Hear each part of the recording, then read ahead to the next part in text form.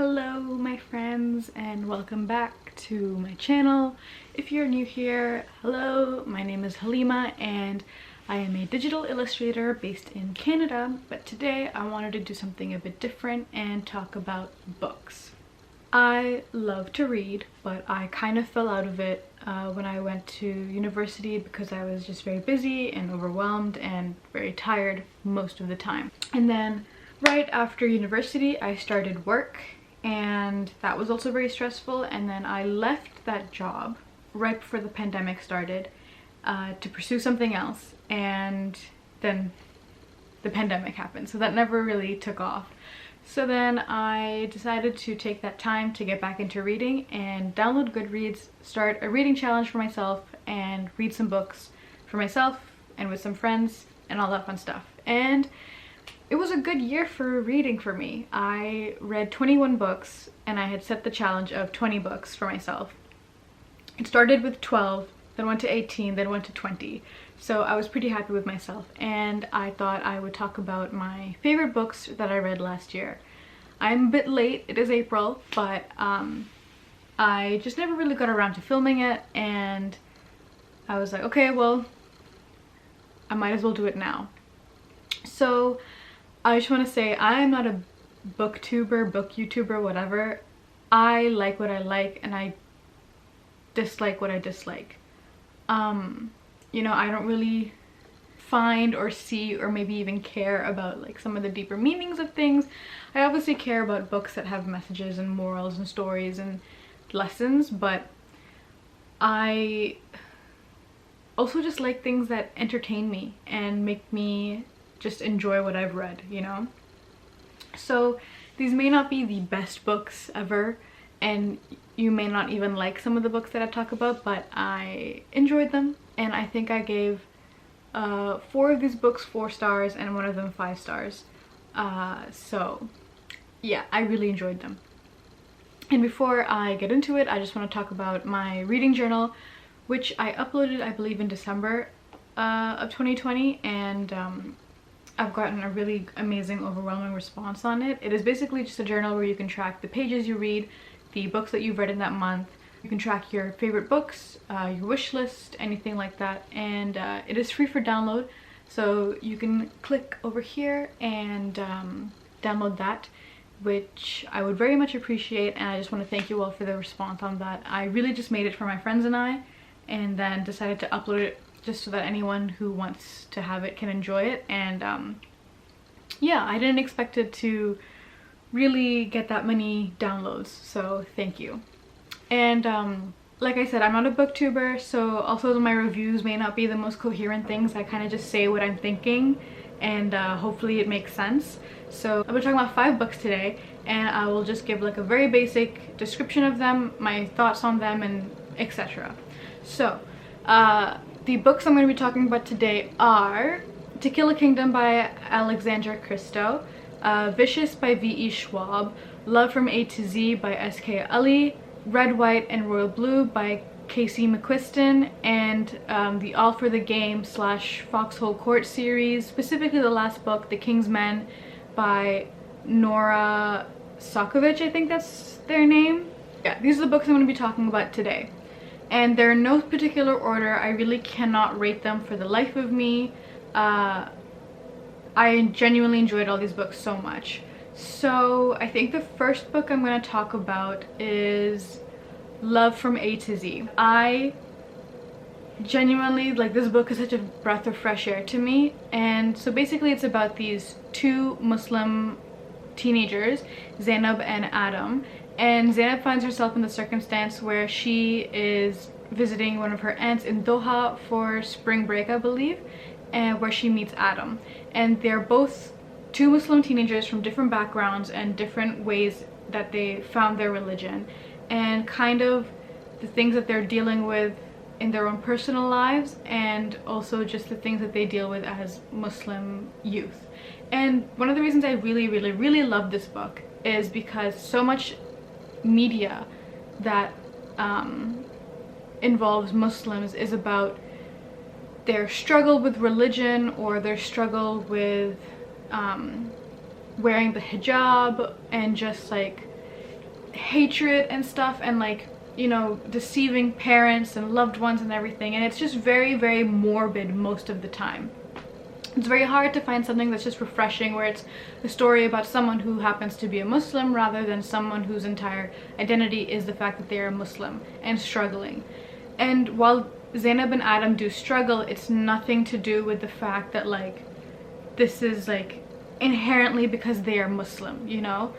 And it's just a lovely romance book. I love romance. I love reading people fall in love, and it was nice to read something so fluffy and genuine and cute and just like really heartwarming, to be honest, because Zainab and Adam are both people who like are worthy of love and deserve it, and have like their own struggles, but throughout that like they find each other, and it's amazing. And one of the reasons I really loved this book was because of Zainab. So she is, like I said, one of the main characters in the book, and I really relate to her in a lot of ways, because Zainab is angry, you know. She is angry about so many things. She's angry about injustice, about inequality, about politics, about everything, you know. She is very understanding and aware of the power and privilege that people hold and what they do with it and how they act, and that's something that I do as well, you know. It was nice to see a character who was so angry and passionate but wasn't made to be a joke. They weren't made fun of for, you know, caring about certain things or calling out certain people on their behaviors, because what Zainab does is important, what she does is right, what she does is good. And it was just nice to see that like my anger was justified. You know, I feel that anger too. My anger is not a joke. The way that I feel about things is not funny. It's not a joke. I'm not overreacting. I shouldn't need to calm down. And I think that it was written in such a beautiful way where it's believable, you know? And that was one of the main things I really loved about the book. I just genuinely loved how real and authentic the character of Zainab was. Yeah, like if you're looking for something that's light, fun, has like some serious aspects to it, and talks about things that are like a little bit more important, then I definitely recommend this book. It is so worth your time. And I believe the author has another book coming out this year, and it's a sequel off of their first one, if I'm not mistaken, so I have to read that and then I'm gonna get that new one, because I really like their style of writing, and since I loved Love from A to Z so much, I'm sure I will love their second book. Speaking of second books, the second book I want to talk about is To Kill a Kingdom by Alexandra Christo. Now, I found this book on Goodreads. I saw how pretty the cover was. I read the blurb and I was like, this book was made for me. One thing you need to know about me, I am a person who loves enemies to lovers first, and then I'm a human second, okay? I love enemies to lovers. It is the best trope. It is my favorite trope. And this book gives me everything I need and more.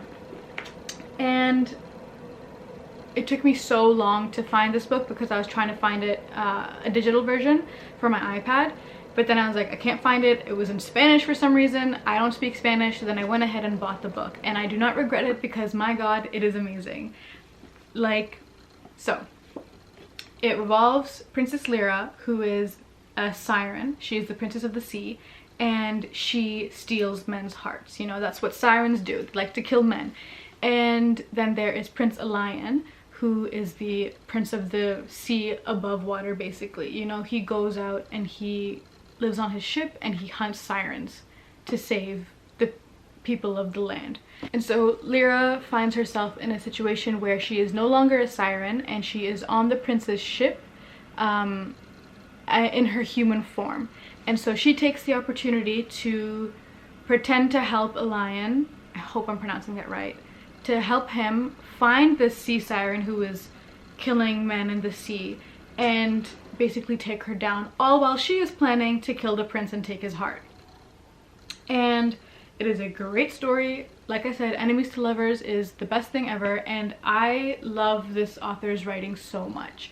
the way that they described things is so beautiful, and I feel like every word meant something. It wasn't just fluff. Like, the way that things were described was not to fill a page, but it was to paint a picture for you and really fill your imagination up.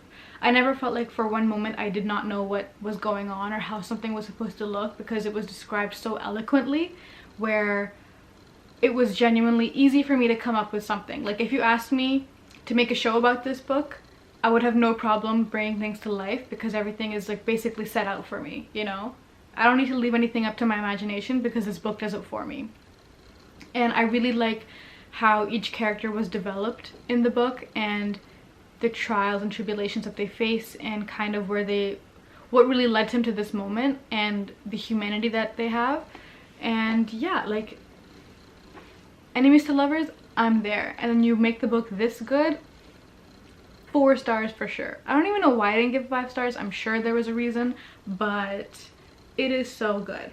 So good. Since I love enemies to lovers so much, I want to talk about Red, White, and Royal Blue. Now, when I say I love reading people fall in love, I mean I love reading people fall in love.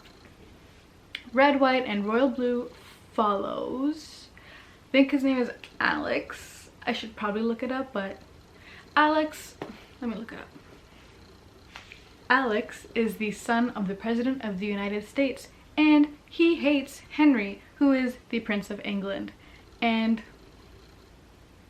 they get into a little bit of a scuttle, a little bit of a fight, and have to pretend to be best friends, because you can't have the son of the president and the Prince of England fighting. That is a no-no. Bad for public relations. Trust me, I was a politics major. I would know. And basically, they fall in love. Who doesn't want that? And the way that Casey basically makes a book that I know other romance writers wish they wrote, because the way that Casey writes stories is so nice. And like, I find that sometimes with a lot of romance books like this, the climax isn't really that eventful. It's either not that great, or it's like basically solved in a page. And the climax of this is different, you know. It's not what I expected it to be, in a good way, because I thought this was going to go in a completely different direction. It's just such a great book. Like, the characters are really well thought out. I also really loved the secondary characters, which was nice, because I find that even in some other romance books, secondary characters are just used to amplify the main character's plot. They're kind of just there for advice and things like that, but I really cared about the other people that were in this story and their side plots as well, which was a nice, like, refreshing thing to see. And I'm very excited for Casey's second book that's coming out this year, One Last Stop. As soon as it drops, I'm gonna get it. I know that much for sure. I think that's all I have to say about that, because I could talk about this book for a really long time, but I'm not going to, because I don't want this video to be like 50 minutes long. The next book that I want to talk about is this one, Vicious by V.E. Schwab. I didn't really know anything about this book going into it. I just stumbled on it on Goodreads, saw that it had a nice review, saw that some people that follow on Goodreads really liked it, and I think when I was buying To Kill a Kingdom, I needed another book to get free shipping, and so I bought this book. And I did not regret it at all. So Vicious follows these two characters, Victor and Eli, who were college roommates, I believe. I think it was college, yeah. And they are super smart, super ambitious. Like, no one's touching them, you know? They're great. They know exactly what they're gonna do and what they need to do to get it. And they eventually realize that near-death experiences will bring you superhuman abilities. And so they try these experiments and things go awry, and eventually events happen where Victor ends up in prison. And so they both have like their superhuman abilities now, and Victor eventually leaves prison and is on a mission to essentially take down Eli, who has taken matters into his own hands and has become the villain of the story. And I really like this book because of a lot of things. First of all, the characters are great. I love Victor. He is one of the best anti-hero characters I've ever read, and I really like that the other two characters in his like group, Sydney and Mitch, who become his like chosen family essentially, are really well thought out, and I really like the relationship between the three. And even Eli is a very intricate villain, and the things that he does, and it was just nice to see how like pain manifests itself in different ways and how other people react to it, how they use their power and their intellect, their strength, stuff like that. And honestly, the way this book is written is really, really nice because it uses time very effectively, where you kind of jump back and forth between Eli and Victor during their university days and the present. You kind of learn things as you jump back and forth through time, where it's done in such a good way that like it's basically giving you the pieces that you need to put things together and kind of like figure out, oh, this is what's happening, this is what's gonna happen. And I think it's really smart because it engages you in a way where you also feel like you're not just reading this to like read a story, you're reading this to figure out what's happening and why this is happening. And I really, really think that V.E. Schwab does that really well. I read the second book, Vengeful, and while I still prefer Vicious, I think that was also done well. It did the same thing where it jumps back and forth between time and kind of fills in the gaps and everything. And I think V.E. Schwab is a great author. I really love the way that these books are written, and I think that some other authors that I've read, if they had written this book, I know it would have been much longer because there would have been a lot of unnecessary descriptions, you know? Vicious is not the type of book that cares too much about building the environment because the characters kind of build the environment for you. All you need to know is what the characters are doing. You don't really need to know what else is happening around them. I like to think of Vicious in a John Wick sense. If any of you haven't seen John Wick, you should, but if you have, you know that in John Wick the story is just about the people that are in it. You know, civilians don't really play any role in the movie. The organization that John Wick is in, those are the people who are affected in the movie. And I feel like it's the same thing in Vicious, where you only really learn about the people who need to be involved. You know, other people don't matter. You don't need to care about them. They don't need to be written in, essentially.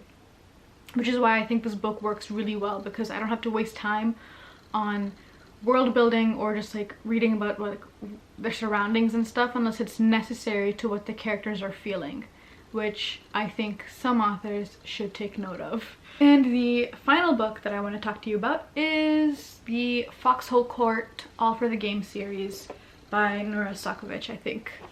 And so again, I stumbled across these randomly on the internet. Literally no one I knew had read them. I think only my friend Emma had read them.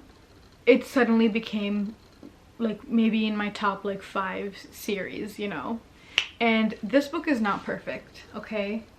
It is not perfect at all. It has a lot of flaws, and I will say right now that there are some slurs said in it, and there is a graphic scene in the 3rd book. So if that is something that you're not comfortable with and do not want to read, then please do not read them, because there is no warning at the beginning of the books where I think there should be.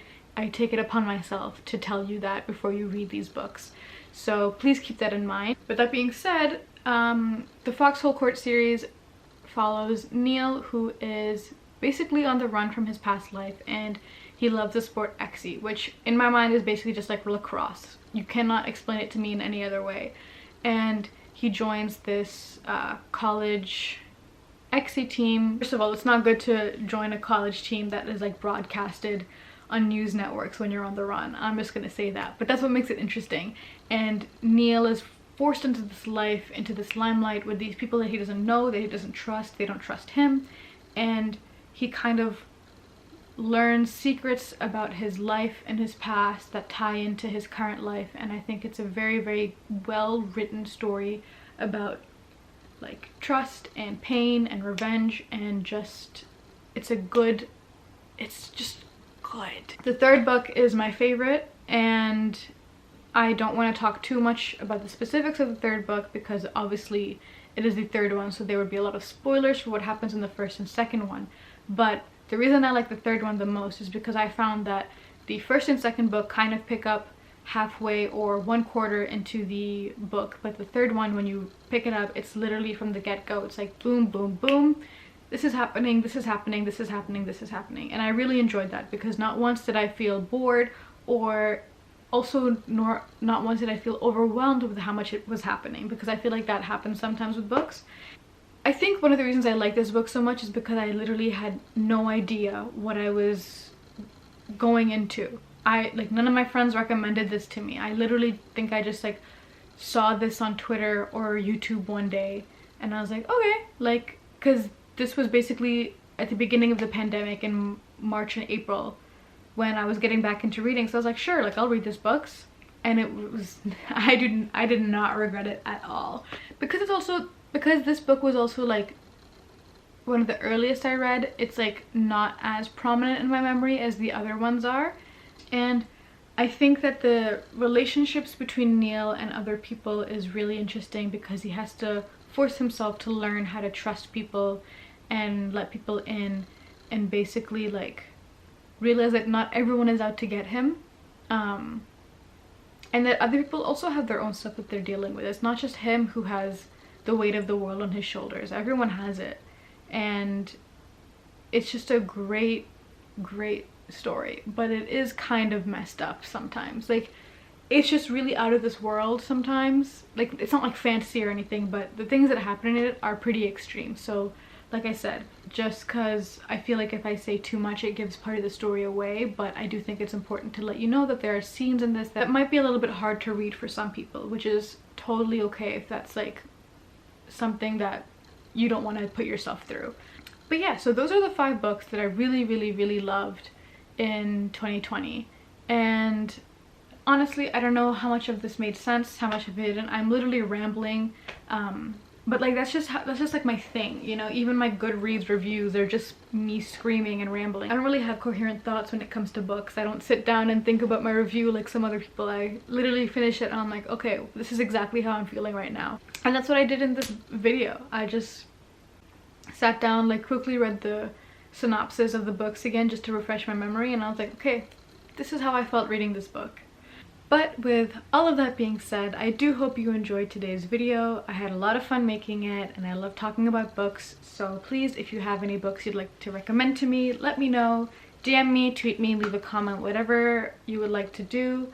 Let's have a conversation about books. You know, what were your favorites? What were your least favorites? Check out the reading journal, check out my Instagram. I really appreciate any of the support that you guys give me, and I will see you in my next video.